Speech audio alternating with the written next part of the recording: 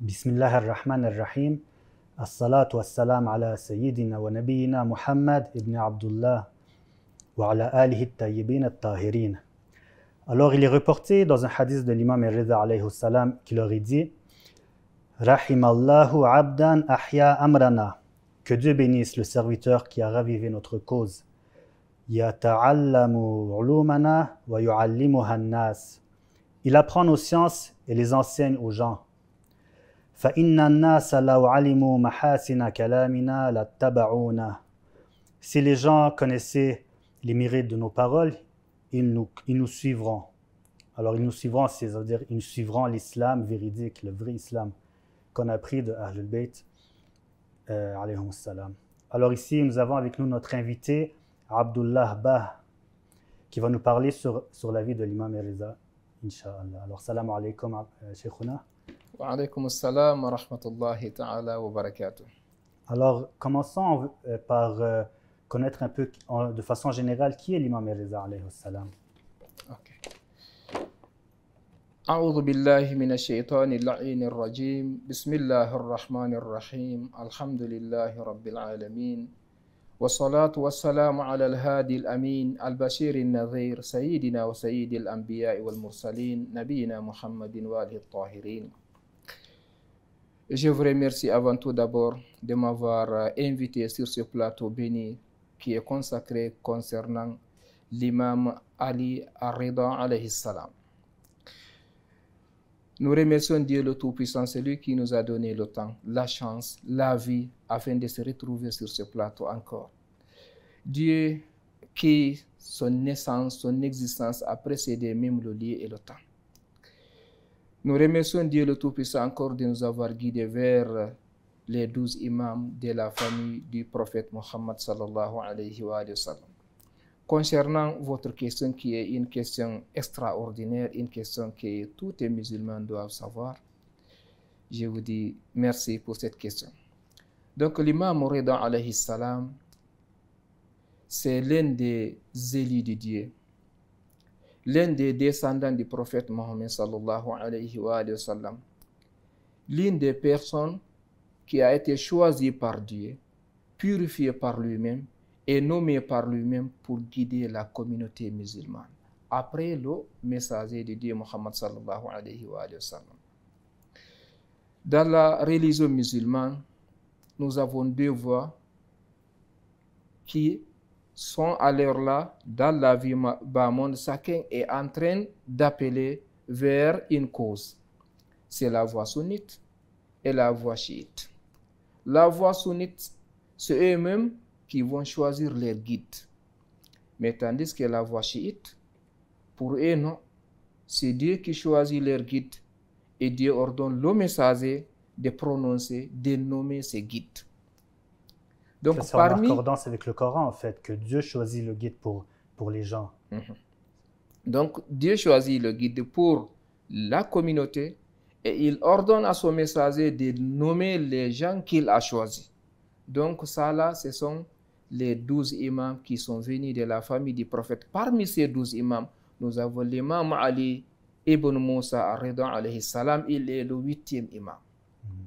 Alors ça marche avec le hadith que tous les musulmans acceptent, que le prophète sallallahu alayhi wa sallam a dit que les khalifes après moi sont 12. Oui. Alors nous on a les 12. Maintenant l'imam Rida, on parle de l'imam Rida qui est l'un des 12. Qui est le 8e. Exactement. Donc, c'est ça quand nous disons Imam Rida, c'est-à-dire nous sommes en train de parler concernant les imams que le messager de Dieu a nommés, en disant que je vous laisse des choses précises. Tant que vous les suivez, vous ne serez pas égarément après moi. L'un est le Coran et l'autre est ma famille, les gens de ma maison. Donc parmi les gens de la maison du prophète, c'est l'imam Rida alayhi salam. Donc concernant l'imam, voici son rang, voici encore sa place auprès ou bien entre les musulmans et encore même à la famille du prophète Muhammad sallallahu alayhi wa sallam. En fait, je voulais ouvrir une petite parenthèse sur ce hadith que vous avez dit, que le prophète de Dieu a dit que je laisse après moi deux choses précises. Deux choses précises. Taqalain, Kitabullah wa itrati ahlil bayt. Parce qu'on entend souvent dans les télévisions qui aurait dit Kitabullah wa sunnati. Mais en fait, le hadith sunnati, n'est pas un hadith authentique. C'est ça, dans aucun livre. C'est un hadith mursal que Malik a dit, mais dans les livres, dans les livres, c'est même dans Muslim, Kitabullah wa itrati ahl al-bayt. C'est un point important parce que le hadith qui dit Kitabullah wa sunnati, il est répété partout et c'est ce que dans la plupart des gens ça leur vient en tête, mais en fait il faut vraiment que les gens commencent à comprendre que oui, les musulmans doivent savoir que la vérité n'a pas beaucoup de partenaires, mais le mensonge a toujours beaucoup d'équipes, beaucoup d'adeptes. Concernant les deux hadiths, Kitab Allah wa Sunnati ou bien Kitab Allah wa Itrati, si nous référons les ouvrages authentiques des musulmans, parmi les ouvrages que les sunnites eux-mêmes ont dit que ce sont les ouvrages qui sont authentiques, ils sont au nombre de 6. Parmi les 6 là, 5 ouvrages ont cité Kitab Allah wa Itrati Ahl Bayti. Mais Kitab Allah wa Sunnati, c'est-à-dire le livre Emma Sunna, n'a pas été vu dans aucun de ces 6 ouvrages que les sunnites eux-mêmes ont dit ce sont des ouvrages authentiques. Le hadith ne figure pas dedans. Ce qui figure dedans, c'est Kitab Allah wa Itrati Ahl Bayti. C'est le livre de Dieu, le Saint-Coran, et les gens de ma maison, ma progéniture. Donc ça, ce n'est pas une chose qui est ambiguë. Ça est dans le Coran. Maintenant, Kitab Allah wa Sunnati, nous avons vu dans le livre de Muwatta Malik, mais il n'y a pas la chaîne de transmission n'a pas été une chaîne authentique. C'est mursal. Voilà, c'est mursal. Exactement. Donc, maintenant, on va revenir concernant notre cher imam, Imam Ali Rida alayhi salam, comme nous l'avions dit auparavant, c'est l'un des imams infaillibles, choisis par Dieu, et c'est l'un des imams que chacun des musulmans a été demandé de suivre. Toute personne qui arrive à ne pas suivre l'imam Rida ainsi que les autres 11 imams, qu'il sache qu'il a abandonné l'ordre de Dieu et il est allé vers sa passion. Et il ne faut pas oublier, le Coran a dit Afara'ayta man ittakhadha ilahahu hawa. N'as-tu pas vu quelqu'un qui a suivi son Dieu à sa passion? Donc c'est lui-même qui a choisi son Dieu. Donc alors c'est l'animisme. Pour ne pas aller là-bas, il faut suivre les 12 imams. Parmi ces 12, l'imam Rida alayhi salam. Donc, arrivé là, on doit parler concernant sa naissance. Parce que beaucoup de musulmans ne connaissent pas qui est ou bien qui sont la famille Ahlul Bayt, qui sont les 12 imams. Donc, alors, quand est-ce qu'il est né et où est-ce qu'il est né? Dans quelle ville? L'imam Rida alayhi salam, comme nous l'avions dit, l'un des descendants du messager de Dieu sallallahu alayhi wa sallam, il est né à Médine, dans la ville sainte de son grand-père, le prophète Muhammad sallallahu alayhi wa sallam, pendant un vendredi selon certains hadiths, ou bien pendant un jeudi selon une autre tradition. C'est pour vous dire qu'il y a des divergences concernant le jour de sa naissance et même l'année. Il y a beaucoup de versions. D'autres versions disent qu'il était né pendant un vendredi, l'autre il dit pendant un jeudi, le 11e jour du mois de Zil Hijjah. En fait, à cette époque, je pense que les gens n'enregistraient pas exactement leur jour de naissance comme les gens le font maintenant. Bon, peut-être, mais vous savez que ce qui s'est passé après le messager de Dieu, c'était une chose catastrophique pour le monde musulman. D'abord, la famille Ahlul Bayt alayhi salam ont été combattues dans tous les temps, dans toutes les époques. Il nous suffit comme exemple, terre à terre, ils ont tous été assassinés. Donc c'est une manière de nous dire que oui, ils ont été bien combattus. Donc même s'il y a eu des personnes qui ont arrêté, peut-être cela est déjà porté disparu, ou bien l'ennemi s'est accaparé sur ces récits-là, ils ont déchiré. Ainsi de suite, il y a plusieurs choses qu'on pouvait imaginer à partir de cela. Alors ce qui reste clair, les ouvrages musulmans, surtout historiques, nous ont relaté beaucoup de versions concernant la date de sa naissance. Soit un jeudi ou bien un vendredi, le 11e jour du mois de Zil Hijjah, ou bien le mois de Zil Qa'ada, ou bien le mois de Rabi'ul Awwal. Donc il y a beaucoup de versions. Donc certains nous disent que c'est dans l'année 153 de l'hégire du prophète. Certaines versions disent que non, c'est dans l'année 148 de l'hégire. Donc, alors, c'est pour vous dire qu'il y a beaucoup de versions. Mais ce qui reste clair, le fidèle musulman, le croyant, il doit être content le jour de la naissance de ce grand imam. Parce que c'est un imam à qui le musulman est obligé de suivre pour arriver à la perfection divine d'ici-bas monde et au-delà. C'est un ordre en fait, c'est un ordre divin d'obéir au imam. Oui, c'est un ordre du prophète et de tous les imams qui sont passés avant lui d'obéir au l'imam désigné par Dieu en fait. Oui, c'est ça. Donc ça là, c'est un petit résumé concernant le jour de la naissance ou bien le lieu de la naissance de l'imam Ali Rida, alayhi salam, le 8e imam des musulmans. Il est né à Médine. Oui. Alors, parlez-nous un peu de sa connaissance. Ok, l'imam Rida, alayhi salam, il est comme ses grands-pères. C'est un être qu'on ne peut même pas imaginer le degré de sa connaissance.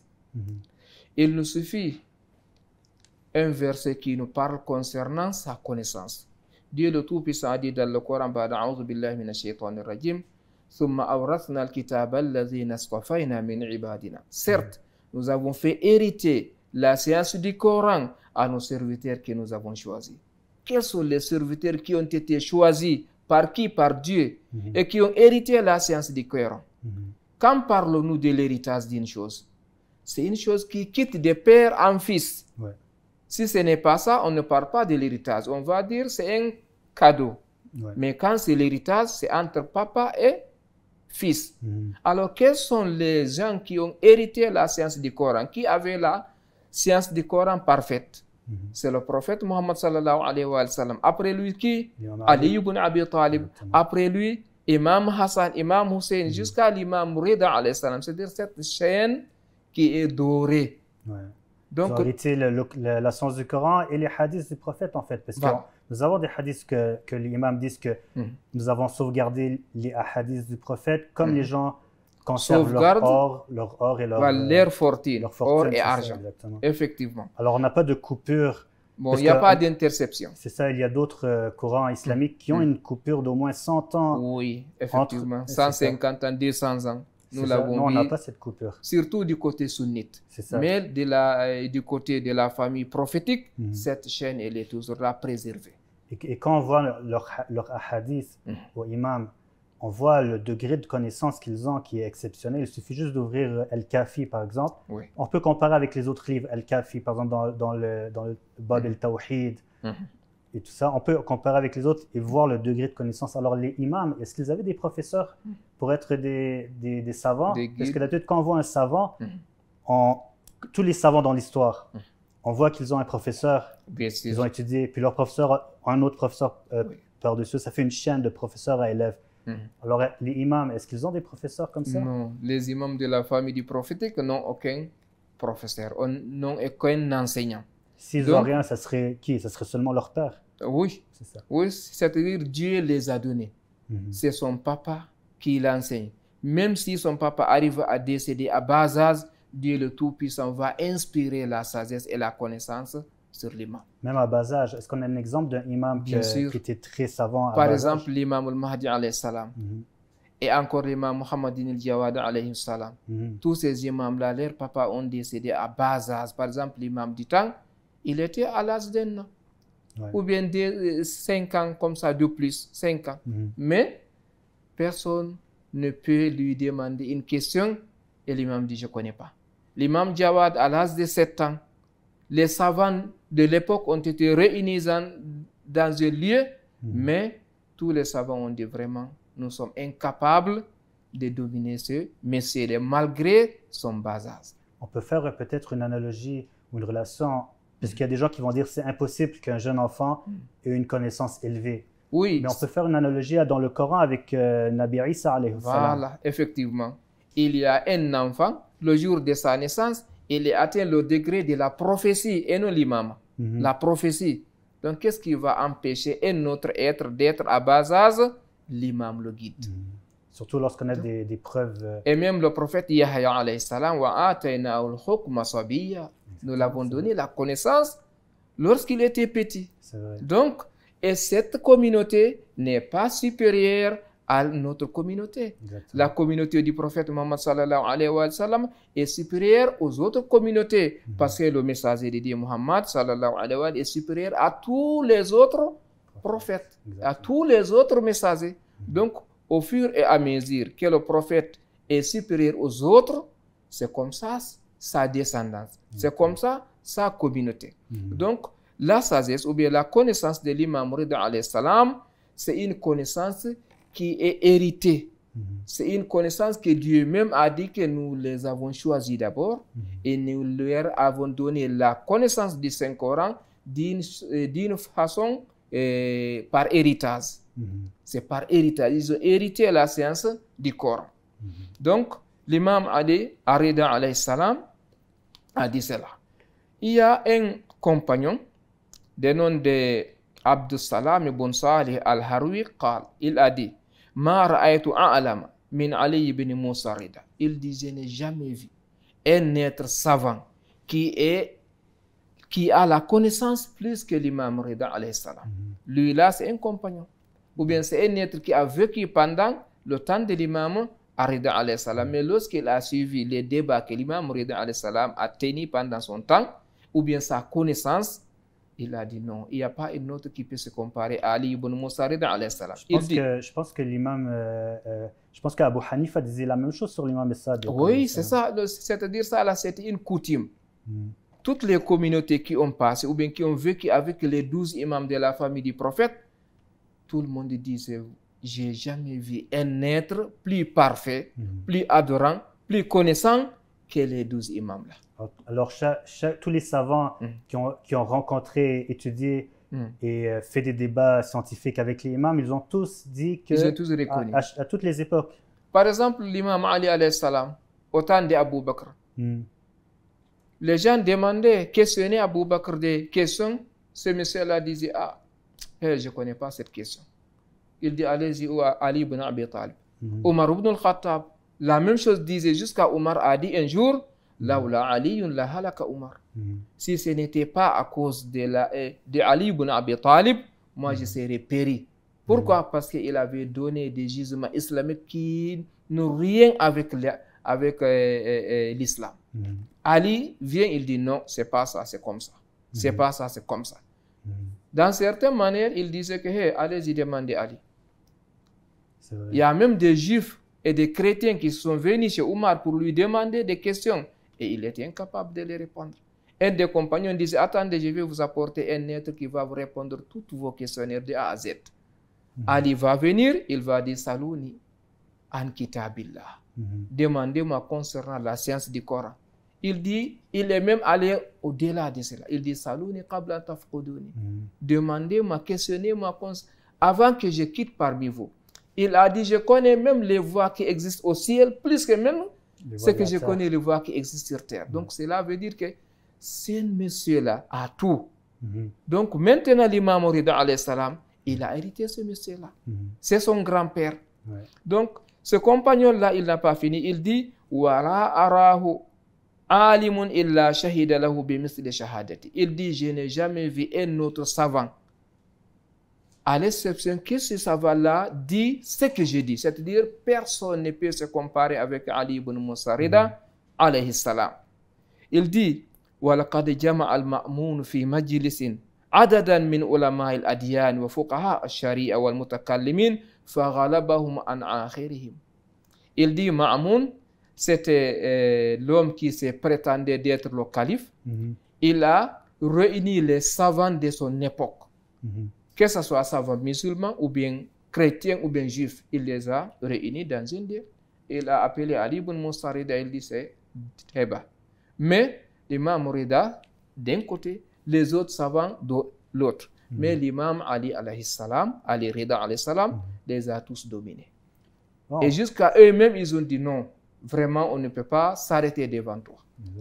Même que, on va parler maintenant un peu des débats de l'imam Rida alayhi salam. On sait que Ma'moun, comme vous avez dit, il a amené les savants religieux de toutes les dénominations et des autres religions aussi. On sait aussi que même à cette époque-là, les livres de philosophie grecque ont été traduits en arabe. Et c'est comme ça que la philosophie est rentrée dans le monde islamique. Et l'imam Rida répondait aux questions philosophiques, alors que la philosophie n'existait pas, je pense, avant ça. Oui, dans Alors c'est le impossible que monde l'imam musulman. Reza, c'est ça, c'est impossible que l'imam Reza ait étudié ça puis répondu. Il savait, ça veut dire qu'il savait même les questions, Les autres sciences. les autres En sciences oui. qui n'existaient pas encore dans le la monde région. musulman. Et une chose aussi qui est exceptionnelle sur les imams, c'est que tous les imams, lorsque quelqu'un leur demandait une question, on n'a pas vu dans les hadiths qu'ils attendaient, qu'ils réfléchissaient, Oui.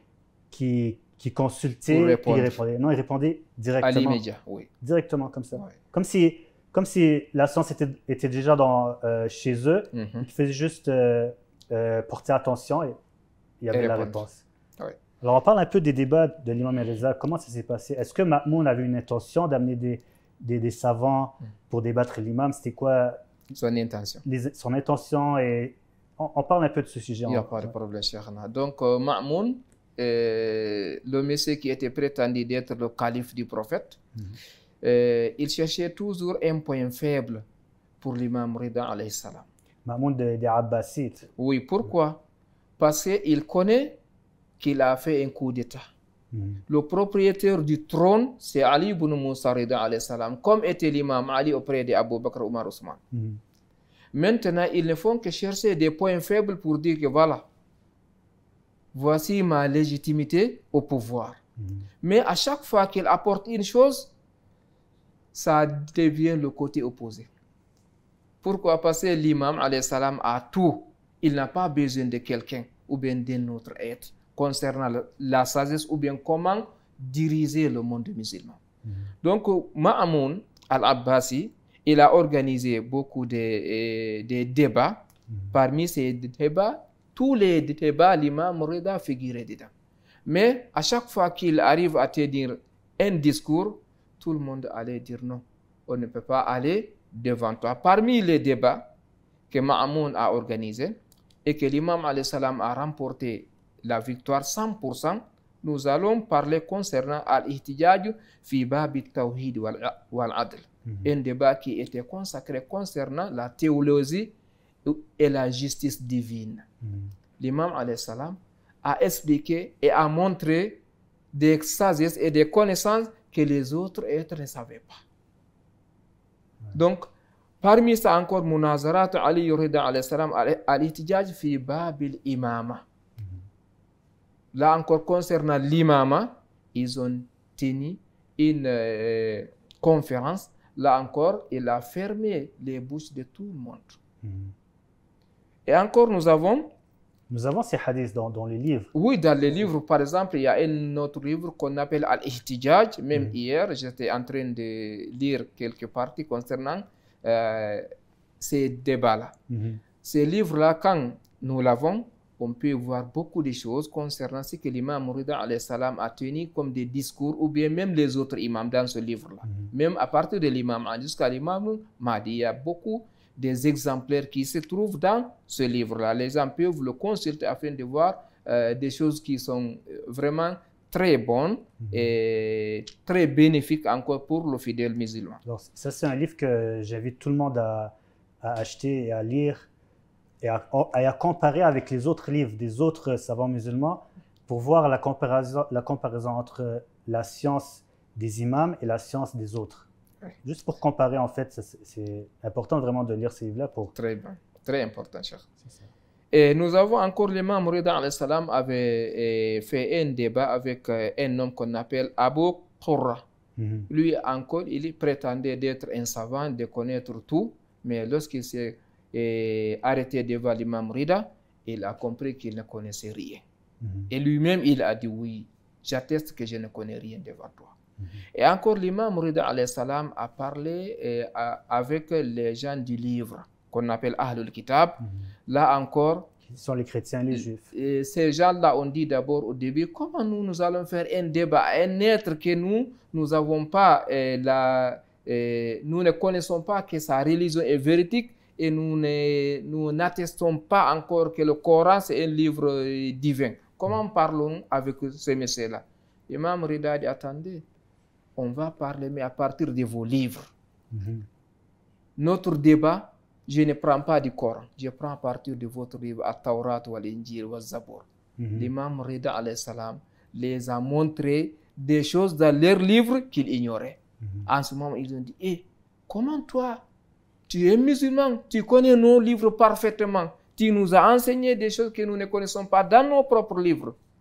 Donc, voici l'une des preuves qui prouvent que l'imam Rida alayhi salam avait hérité la science du Coran, et parce que nous connaissons toutes les sciences figurent dans le Saint-Coran.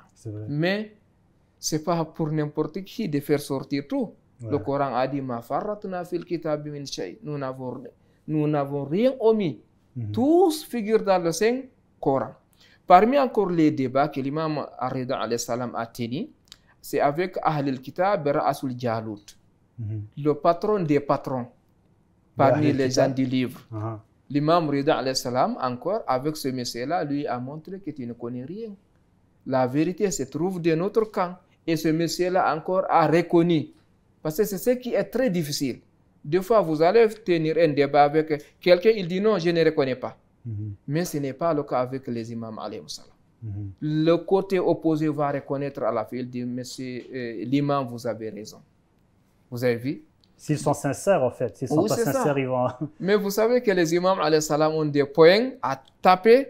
Personne ne va dire derrière là-bas, je ne reconnais pas. Parce que des fois, quand la journée arrive et le soleil se manifeste au beau milieu de la journée, si quelqu'un dit ça, c'est pas vrai, ce sont les autres personnes qui vont lui dire que monsieur, vous n'êtes pas raisonnable. Témoins, donc l'imam alayhi salam encore a dominé ces messieurs-là. Et l'imam Ali Ar-Rida alayhi salam a tenu un débat avec des groupes qu'on appelle Azardashtiyin. Les Majous, comme on dit en arabe. L'imam Rida alayhi salam encore a dominé tous ces gens. Jusqu'à ce que ces gens-là ont dit, vraiment l'imam alayhi salam a raison. Il y a un autre encore groupe qu'on appelle As-Sa'iba. C'est des groupes encore qui se prétendaient d'être dans la voie véridique. Pour les Zardoshtiyyin, en français, c'est les Zoroastriens. Ok. Donc l'imam Ali Rida alayhi salam a dominé tous ces gens-là.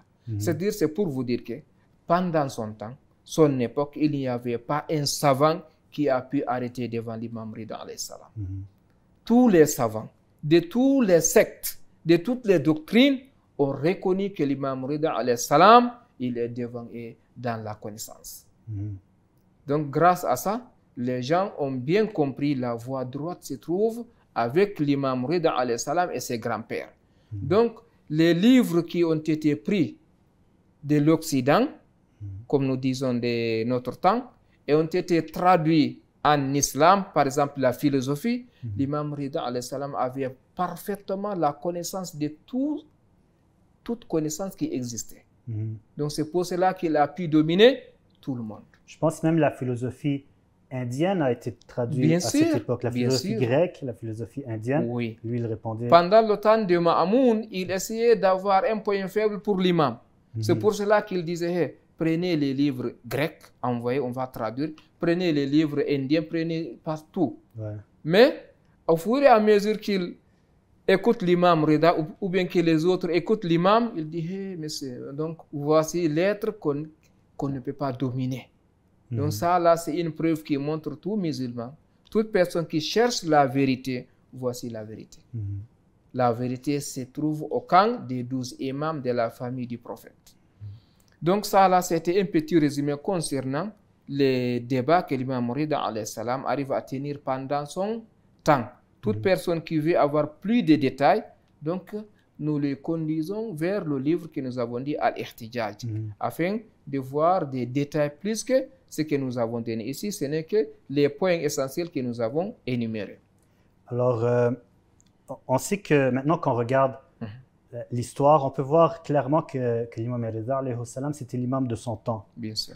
Il a été imam pendant 20 ans. Mais à son époque, au début de son imama, il y avait des gens qui doutaient de son imama.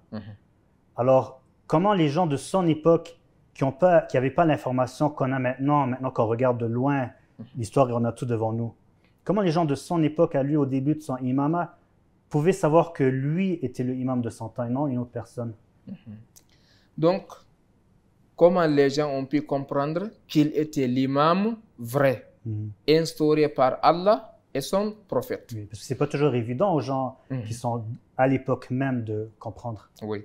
Pendant son temps, il y a toujours des personnes qui avaient des doutes. Comme notre temps, il y a des gens qui disent non, la vérité, ce n'est pas avec les chiites, c'est avec les sunnites. Donc pendant son temps-là, il y avait ce genre de gens. Maintenant, lorsque Ma'moun al-Abbasi organisait ces débats-là, en cherchant un point faible pour l'imam, et ce point faible n'arrive pas à se manifester, plutôt le point faible retombe sur les autres doctrines, les gens ont dit, ah, alors nous pensons que ce n'est pas lui là l'imam, mais maintenant nous voyons que c'est lui qui est l'imam. Parce que l'imam, le vrai imam, c'est qui? C'est celui qui domine tout le monde. C'est lui qu'on ne peut pas dominer. C'est lui qui connaît toutes les connaissances. Ce n'est pas un imam qu'on demande, il te dit, attends, je veux réfléchir, ou bien attends, je vais chercher tel livre pour te répondre. C'est pas ce l'imam. Alors lorsqu'on voit l'autorité scientifique voilà. dans l'islam, alors là, cette personne est aussi l'autorité religieuse, l'autorité politique, l'autorité... Comme le temps du prophète. C'est ça. Le temps du prophète, c'est lui qui détenait toutes les choses. Le pouvoir judiciaire, le pouvoir exécutif, pouvoir judiciaire, tous les trois pouvoirs étaient dans les mains du prophète sallallahu alayhi wa sallam. On ne lui a jamais demandé une question. Il dit, attends, je vais réfléchir, ou bien je vais consulter tel ou bien non. S'il va te dire, attends, c'est-à-dire j'attends l'ordre de Dieu. En dehors de Dieu, il n'a pas à attendre quelque chose. C'est comme ça les imams alayhi salam. Lorsque les gens de son époque ont vu que ce monsieur-là n'attend pas, ne demande pas, tout ce qu'on lui demande, il répond à l'immédiat avec une réponse acceptable de tout être, ils ont dit, voici l'imam vrai. Donc, et c'est devenu un côté négatif pour l'homme qui s'est prétendu d'être calife, c'est-à-dire Ma'moun al-Abbasi. Mais le problème que certains ont, c'est qu'ils disent, ok, l'imam, c'est l'autorité religieuse, c'est l'autorité de la science. Ce n'est pas l'autorité politique. C'est ça. Mais alors que nous, on sait que l'autorité politique ne peut pas être autre que l'autorité religieuse parce qu'on n'est pas des séculaires non plus. Donc, ce genre de connaissances, ou bien ces genres de convictions ou d'opinions ont été inventés par certains califes Umayyads et Abbasides. Pourquoi? Pour pouvoir s'installer sur le trône. Ils interprétaient des hadiths du prophète qu'ils n'ont pas compris. Ou bien qu'ils voulaient que ce soit comme ça pour rester sur le trône. Parce que vous savez qu'il y a un adage qui nous dit que diviser pour régner. Il faut diviser pour régner. Vrai. Si tout le monde arrive à savoir la vérité, ils vont venir prendre l'homme qui s'est prétendu d'être calife, ils vont le jeter à terre. Pourquoi? Parce qu'il ne le mérite pas. L'imam qui mérite, c'est l'imam qui a tout. C'est l'imam qui est capable pour toutes les choses. Mais ils interprètent certains hadiths en leur faveur. Ils prennent certaines personnes qui se prétendent d'être des savants, ils les mettent à côté. Il leur donne de l'argent, de la fortune. Il dit il faut parler aux gens à notre intérêt. Il faut diviser l'islam, la religion de la politique. Dire que l'islam, c'est une relation personnelle entre toi et Dieu seulement. Exactement. Donc, ne parle pas du côté de la vie. Nous allons être des rois et nous allons faire ce qu'il veut. Ça ressemble à ce qu'on a maintenant. En fait. Voilà, il manipule certaines personnes qui se disent des savants. Ces personnes-là ont doté de la fortune, ils mangent à leur faim, faire ce qu'ils veulent pour garder le pouvoir, pour éloigner l'imam du temps. Donc c'est de cette façon qu'ils faisaient pour rester sur leur place, sur leur trône. Sinon, la vérité est avec toujours l'imam. Et ça, c'est ce qu'on appelle de nos jours des opérations psychologiques, en fait. Et ça, malheureusement... C'est d'une manière d'essayer de tromper les ignorants. C'est ça, mais le problème, c'est que ce n'est pas quelque chose de facile pour la majorité du peuple, tous les peuples, en fait, dans toutes les époques, dans toute l'histoire. Ce n'est pas quelque chose de facile à voir lorsque quelqu'un est à l'intérieur de ça. C'est comme dans notre époque. C'est ça.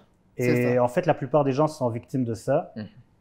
Et c'est ça. Non, plusieurs. Presque le plus grand nombre de gens sont victimes. C'est ce que le Coran dit à répétition, que la plupart des gens ne sont pas les croyants. Oui. C'est pour cela que nous avons beaucoup de versets qui nous blâment.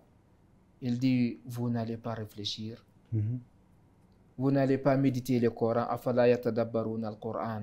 Am ala qulubin aqfalha. Ces gens-là ne méditent-ils pas le Coran? Ou bien leurs cœurs sont fermés par des cadenas? Donc, il y a beaucoup de versets qui blâment les gens. Alors, dire qu'il faut suivre la majorité, non, ça la va contre majorité, le Coran, en fait. la majorité est toujours du voie égarée. C'est ce que le Coran dit. Et si nous regardons l'histoire à partir du prophète Adam, le père de l'humanité, jusqu'à nos jours, c'est la minorité. Toujours. La majorité, c'est le côté négatif. Wa aktharuhum la ya'qilun, wa aktharuhum la ya'tadun. C'est ça. Le plus grand nombre ne médite pas, ne sont pas bien guidés, n'ont pas suivi la bonne droite et la bonne voie. C'est ça. Donc ça là, c'était les causes qui poussaient Ma'moun afin d'organiser ce genre de débat-là. Mais à chaque fois que ces débats ont tenu, il tombe. À chaque fois, il tombe. Jusqu'à qu'il a vu de ce qu'il voulait. Voilà. Jusqu'à que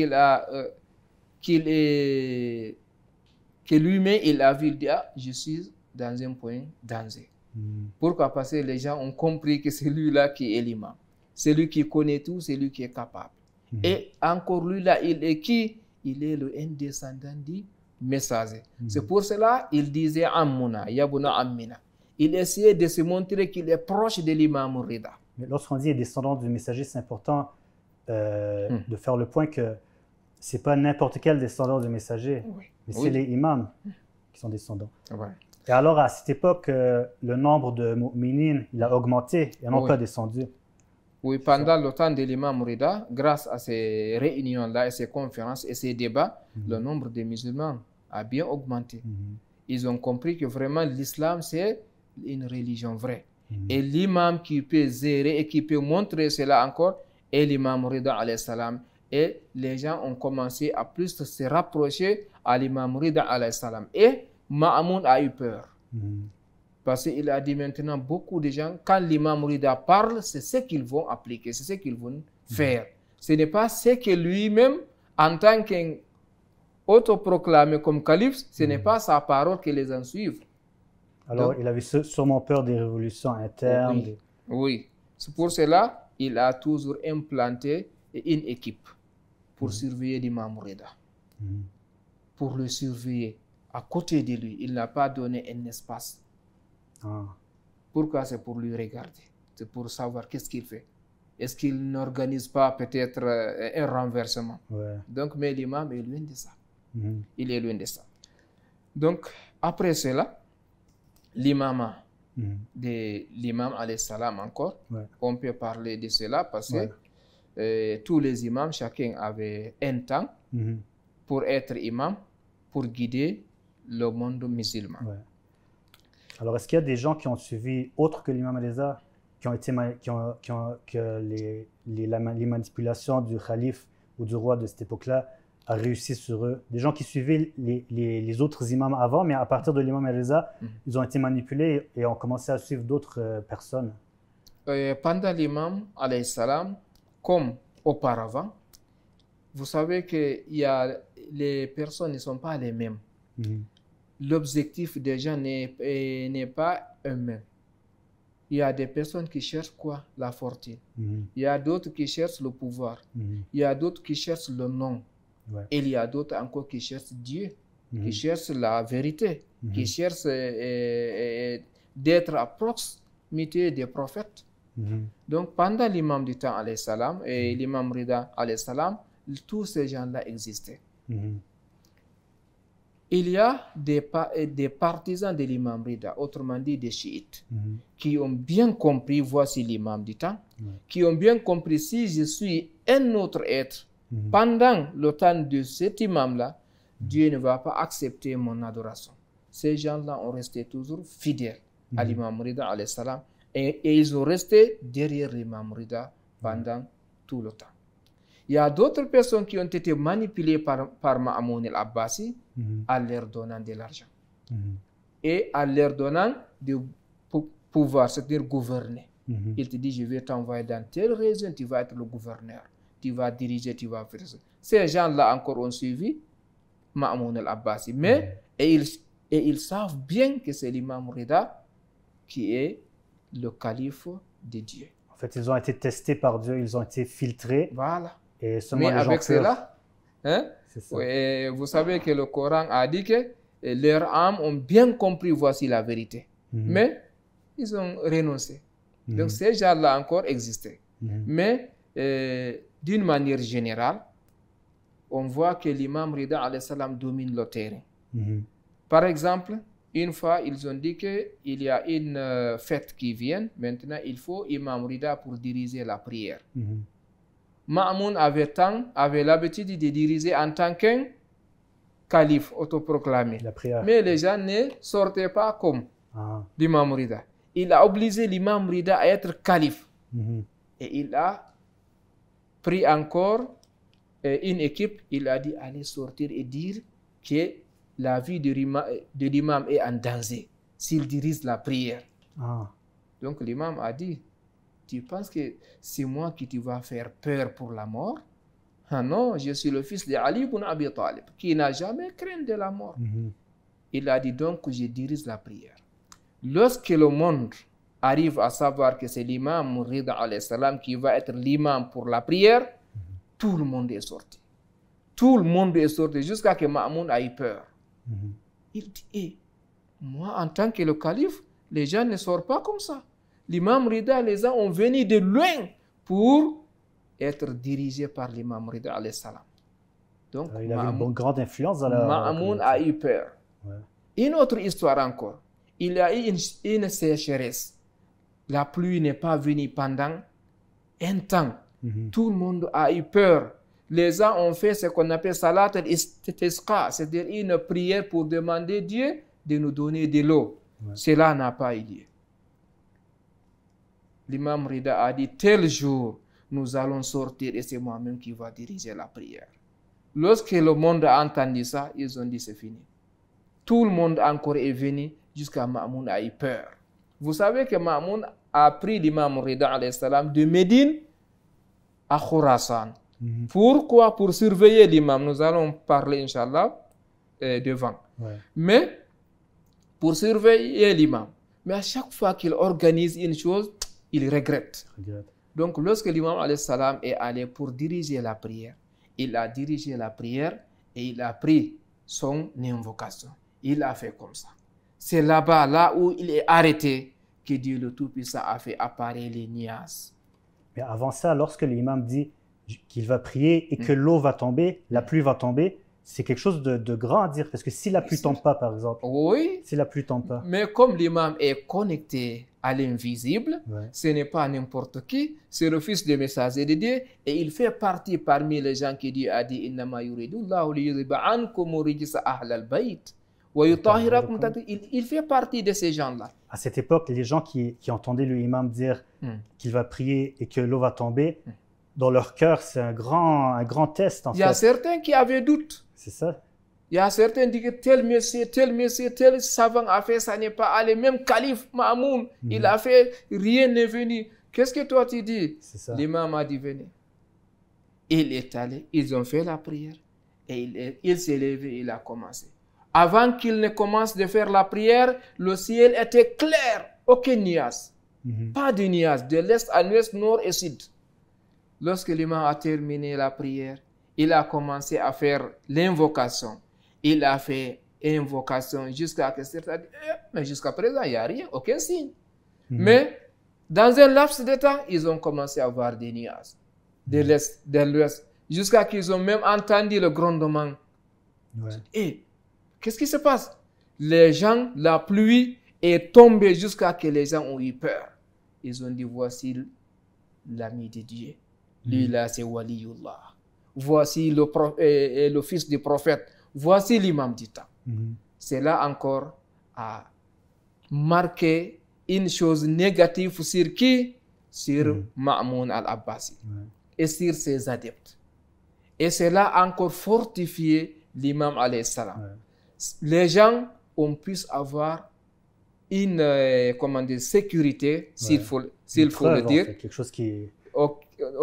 une exhortation pour suivre l'imam. Ils ont dit, mais voici l'imam. Donc, là encore, Ma'moun a regretté pourquoi il avait composé cette politique pour que l'imam Rida alayhi salam dirige la prière pour demander de la pluie.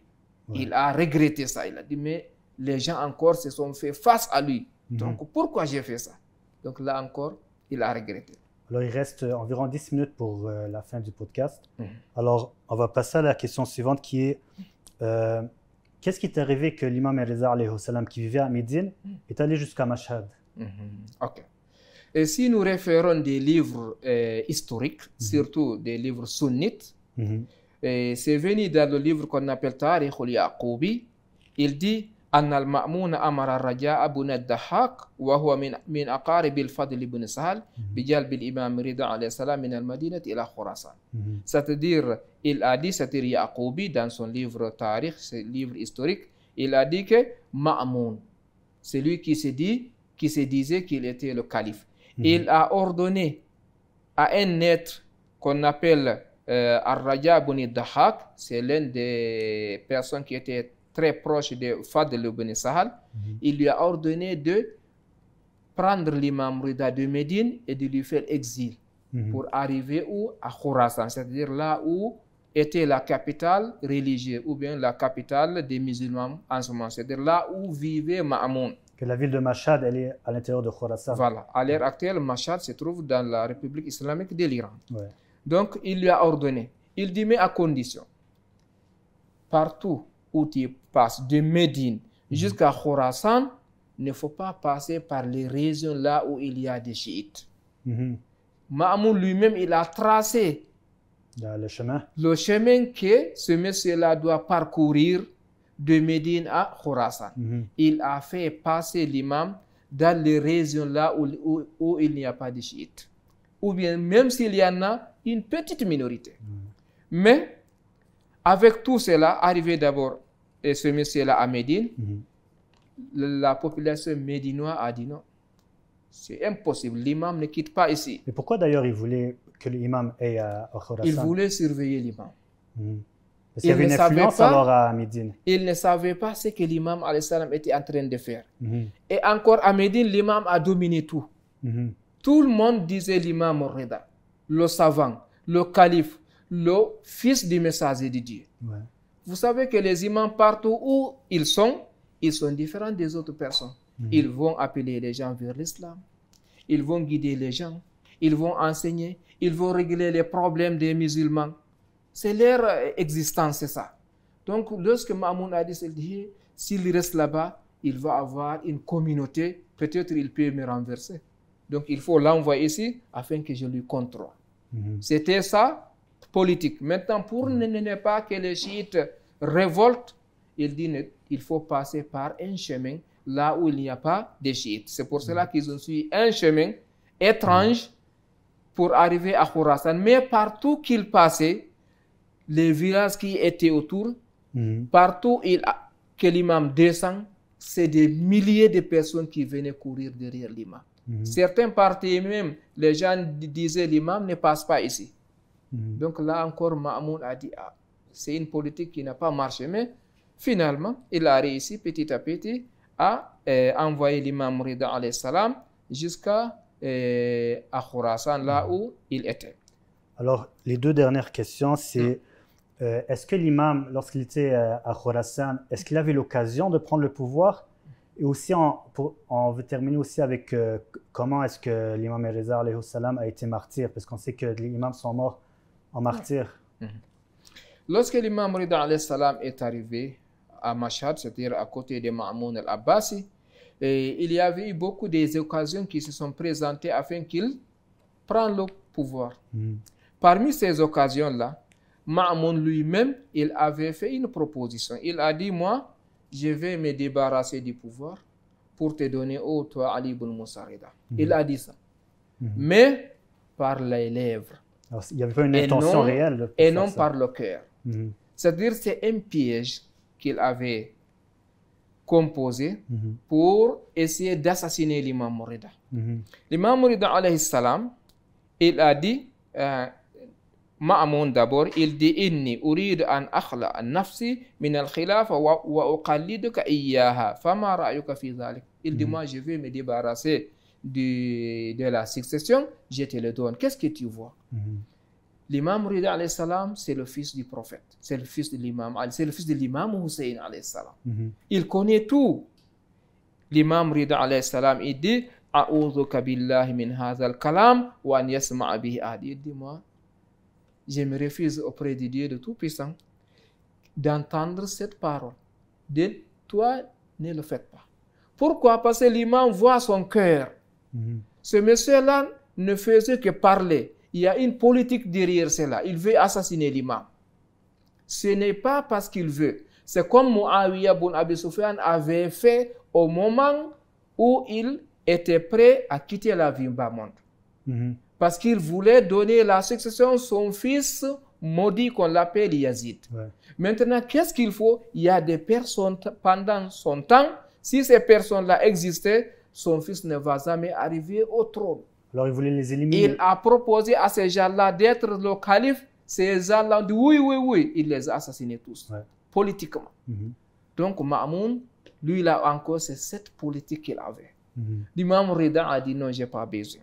Alors l'imam Reza, on sait qu'il a dit non, pas parce que avoir le pouvoir, c'était pas son droit en tant qu'imam. Oui, ce n'est pas ça. C'était pas l'occasion, c'était un piège en fait. C'est parce qu'il voyait un piège. Parce qu'il voyait une politique pour l'assassiner. Exactement. Vous savez que l'être encore, il faut qu'il préserve sa vie. Il ne faut pas, le Coran a dit, voilà, tout le Coran a dit, il ne faut pas se jeter dans la perdition. Donc l'imam alayhi salam encore, lui, il faut qu'il garde sa vie. Surtout que la vie de l'imam Reza, l'islam est connecté à sa vie en fait. Oui, effectivement. Donc l'imam Rida a dit non. Ma'amoun a forcé. Il dit ok. Comme il a vu que l'imam alayhi salam n'a pas accepté catégoriquement, il a dit maintenant, alors une autre chose, mais ça, il faut que vous acceptez. Il dit quoi? Il dit il faut que vous soyez mon remplaçant. Qu'on appelle wilayatul ahd. Il dit maintenant là, tu ne vas pas refuser. Ça, c'est une obligation. L'imam a dit, j'ai pas besoin de ça. Tout cela, c'est quoi? C'est des pièges pour attraper l'imam et pour l'assassiner. L'imam a dit non, j'ai pas besoin. L'autre a dit, c'est forcé. Ce n'est pas une demande. Ce n'est pas une demande. Plutôt, c'est un ordre. L'imam alayhi salam a dit, alors, si c'est ça, il y a une condition. Il faut que toi aussi tu l'acceptes. Ma'amoun a dit, ok, quelle est cette condition? L'imam a dit, فَإِنِّي أُجِيبُكَ إِلَى مَا تُرِيدُ مِنْ وِلَايَةِ الْعَادِ عَلَى أَنَّنِي. Je te réponds à ce que tu m'as proposé, mais à condition, il faut que tu acceptes. Ma'amoun a dit, quelle est cette condition? L'imam a dit, عَلَى أَنَّنِي لا آمر ولا أنهى ولا أفتي ولا أقضي ولا أولي ولا أعزل ولا أغير شيئا مما هو قائم. Il dit, sache que la condition est celle-là, que moi, Ali ibn Moussa Rida, en tant que ton successeur, si tu arrives à mourir, moi, je n'ordonne rien, je n'interdis rien, je ne donne aucun ordre, je ne juge rien, je ne nomme personne, je ne limose personne. Donc, cela veut dire qu'il n'a pas accepté. Parce que si tu ne fais aucune chose, est-ce que cela veut dire que tu es en train d'assumer ta responsabilité? C'est ça. Donc, Ma'amoun a dit, ok, il n'y a pas de problème. Donc, vous avez vu, l'autre était malin, mais l'imam alayhi salam est plus malin que lui. Parce qu'il a dit, je ne fais rien, aucun geste. L'autre a dit, ok, j'accepte. Alors, quelle est l'importance d'être son calife? C'est ça, alors. C'est rien. C'est donc, voici manipulation. Comment les imams alayhi salam sont supérieurs aux autres personnes. Alors, pour la dernière question, parce que notre temps est fini en fait, on parle un peu rapidement de son martyr. Alors, on sait que l'imam avait 55 ans lorsqu'il est martyr, c'était à l'année 203 de l'Hégire. Alors, parlons un peu de son martyr avant de conclure. Il n'y a pas de problème, cher. Le monde musulman a connu des choses qui sont difficiles pendant la fin de l'imam Rida alayhi salam, parce que les musulmans étaient habitués à venir auprès de l'imam pour lui demander, et l'imam alayhi salam répondait leurs demandes comme il voulait. Le monde était connecté à l'imam Rida, le fils du prophète Mohammed sallallahu alayhi wa sallam. L'imam avec sa connaissance, sa compétence. Le monde était fier. Mais lorsque Ma'amoun a vu que ça ne va pas, à chaque fois qu'il organise un piège, le piège retombe sur lui. Il a décidé de finir avec l'imam. Parce qu'il voyait que la vie de l'imam auprès de lui, c'était un danger. Un danger qu'il lui-même a créé. Ouais. Donc, c'est venu dans les livres historiens et des historiens. Il nous dit que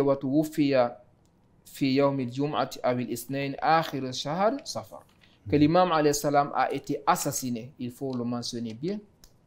Il n'est pas décédé d'une mort naturelle. Il a été assassiné par Ma'amoun al-Abbasi lui-même, qui ne voulait pas céder le pouvoir au fils de l'imam, au fils du prophète sallallahu alayhi wa sallam. Donc, il lui a assassiné par un poison. Et cela, c'était un vendredi, selon certains récits. D'autres nous disent non, c'était un lundi, vers la fin du mois qu'on appelle Safar. Il y a certains encore nous disent que c'est dans la 17e journée ou bien 21e journée du mois de Ramadan, c'est-à-dire du mois du jeûne. Il y a certains qui disent non. Autre version dit c'est le 18e jour du mois de Jumadul Oula. Certains disent c'est le 23e jour du mois de Zil Qa'ada. Certains disent c'est vers la fin du Shahr Zil Qa'ada. Donc c'est pour nous dire qu'il y a beaucoup de versions concernant la date exacte du martyre de l'imam Rida alayhi salam. Certains nous disent que c'est dans l'année 203 de l'Hégire. Certains nous disent non, c'est dans l'année 206. Et d'autres nous disent c'est dans l'année 202 de l'Hégire. Donc, il y a beaucoup de versions, comme nous l'avions dit, concernant la date de sa naissance. Donc, il y a des divergences, selon les historiens, concernant le jour du martyre de l'imam Rida alayhi salam, le 8e imam des fidèles musulmans. Et après cela, il y a des versions qui nous disent que l'imam Rida alayhi salam est tombé martyr lorsqu'il avait 48 ans. Il y a certains qui disent non, il avait 47 ans. D'autres disent que 50 ans, 51 ans, 57 ans et même 57 ans. Donc là encore, il y a une divergence. Et certains ajoutent 49 jours ou bien 79 jours. Donc, à la kulli halin, ce qui reste clair que l'imam alayhi salam a été assassiné par un poison par Abdullah al-Ma'amoun al-Abbasi, celui qui avait usurpé le pouvoir de la famille du prophète Mohammed sallallahu alayhi wa sallam. Et l'imam Rida alayhi salam, avant même de quitter la vie bas monde ici, il a connecté le monde musulman à lui en disant que ma zarani ahadun min awliyai arifan bi haqqi illa shufi'tu fihi yawm al-qiyamah. Il dit personne ne va me rendre visite après ma mort, bien sûr. Parmi nos amis, parmi nos adeptes, parmi nos chiites, celui qui connaît encore mon droit, à l'exception que Dieu le Tout-Puissant me permette de faire une intercession pour lui le jour de la résurrection. C'est-à-dire l'imam alayhi salam, Dieu, Allah va lui autoriser d'intercéder en faveur de cette personne qui lui a rendu visite afin qu'il puisse aller au paradis le jour de la résurrection. Donc voici l'une des différences entre les guides chiites et les guides non chiites. Les guides chiites, c'est-à-dire les 12 imams de la famille du prophète, nous ont dit toute personne qui arrive à les suivre, qui arrive à les rendre visite dans leur mausolée, dans la vie bas monde ici, bénéficieront leur intercession le jour de la résurrection. Tandis que les autres personnes qui ont usurpé le pouvoir, qui sont autoproclamées en tant que calife du prophète, aucune personne n'a dit cela. C'est vrai. Ok. Voici l'une des vérités qui nous montre que c'est la famille prophétique, ce sont les 12 imams-là qui sont les guides légitimes, qui sont les personnes à qui, si nous les suivons, nous allons au paradis. Alors, je vous remercie beaucoup, cher Abdullah Bah. Merci à vous aussi. Nous avons appris énormément en fait sur la vie de l'imam Rida alayhi salam et des points très importants qu'on doit vraiment réfléchir dessus. Et j'invite tout le monde en fait à lire et à voir l'histoire de la vie de l'imam Rida alayhi salam et surtout de lire les hadiths que nous avons de l'imam Rida et des autres imams. On a par exemple le livre Al-Kafi et les autres livres de hadiths, de les ouvrir, de les lire par exemple la section du Tawhid, de l'unicité divine et les autres sections du livre et à les comparer avec les autres pour vraiment voir la différence et connaître la vérité à propos de ça. La vérité est très claire, si on cherche, on va trouver la vérité. Dieu n'a pas fermé la vérité, elle est ouverte à tous. Et alors je vous remercie beaucoup, cher Abdullah Bah. Est-ce qu'il y a quelque chose que vous aimeriez rajouter? Ok, pour ce qui est de cela, ce que j'ajoute là-bas, c'est d'inviter les fidèles musulmans de A à Z de venir découvrir qui sont les imams de la famille du prophète, qui est l'imam Ali Rida alayhi salam, et de suivre ces 12 imams. Et de suivre ces 12 imams. Nous n'avons pas un guide légitime d'ici bas monde et l'au-delà en dehors de ces 12 imams.